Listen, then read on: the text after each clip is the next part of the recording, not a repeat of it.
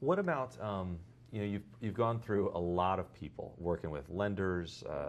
I mean, I recommend one of the things when I talk to agents is you choose people. I mean, you have to you need for them. The baseline is that they're good and dependable, right? But really, if you're going to be picking a person, you really want to say, how can they help serve my clients better so that I'm able to, the business is growing. What's been your experience? I mean, obviously now you probably have a good group of people you work with. I do.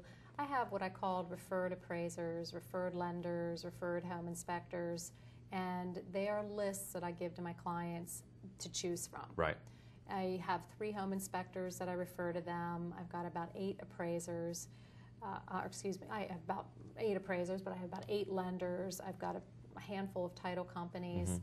Again, it comes with the trust.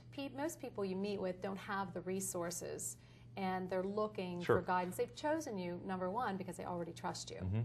And you have to earn the trust. So if you have a good team surrounding you and you refer, and that person will do a great job, it enforces the trust. Right. So I do. I've got teams, and I have to say, very rarely do clients sway from my referred people, and and it does. It keeps the ship moving forward. Every lender has been a long-term relationship, again, of trust, but I let them earn their business. I let them earn their business. The client will call them. They'll say, hey, I'm working with Sue. I was referred, and they will have to do what they need to do to get the transaction. So sometimes I have 3, 4 of them on my list vying for the same client. Right. But yes, we keep a very tight rein on that. Now, of course, there are clients that bring their own lenders to the game. They always get a personal phone call from me. Right. Can you accomplish this? I pretty much say, this is what we need to do. Can you do it? If they say, I need more time, I said, you don't have it. You either need to commit to it now or we need to move on. So we pretty much, again, I'm a project manager. Right. I manage the entire process of the transaction. And I have to figure out up front if every team member is going to be able to make it. That's a really interesting way of looking at it. I mean, it's true. You're obviously bringing all these pieces together, and the biggest thing it seems to me about that is picking somebody. It's like no drama, right? You want no stress because ultimately there's enough other things that can go wrong. Right. You want the lender, you want the settlement company, you want the home inspector. I mean, if they really do, if they're not rude, and if they just take care of things, then it's like that's a good start, Yeah. We had I asked you before we had gone on the air. I had said I had said, well, if you had been dropped into a new area, what would you do? But I'm not going to put you on the spot with that one. The question is, if you're given 2 things, if you're given a piece of put me on the spot. I'll answer that. Okay, all right. So we take Sue, and we say, Sue, you can't use any of your contacts. You can't use any of your real tangible things. All you can use is what you've learned, and we pop you into Austin, Texas, right? What would your first 90 days look like? I'd teach. I would teach. Teach what? What do you mean? I would teach other realtors how to be great. Okay. Well, let's say you can't. I can't do real estate? No, you can. No, obviously you can do real estate, but you can't trade on your experience. You're a brand new agent in Austin, Texas. Okay. What would I do? Yeah.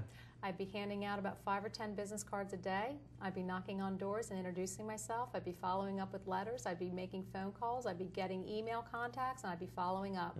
Constant. That's what people want. In fact, you should never fear going into anything new. As long as you can make contact, look at people straight in the eye. Right. Be honest. People buy trust. People want to work with good people, and I don't have a concern with any of that. I'm not planning on moving to Austin or any other place. Or being prohibited from using any of your experiences. Right. But real estate is not the end all in life. This is just what I do, and it's what many others do. You can take so many things of what we do on a daily basis and move that into a new situation and make it great.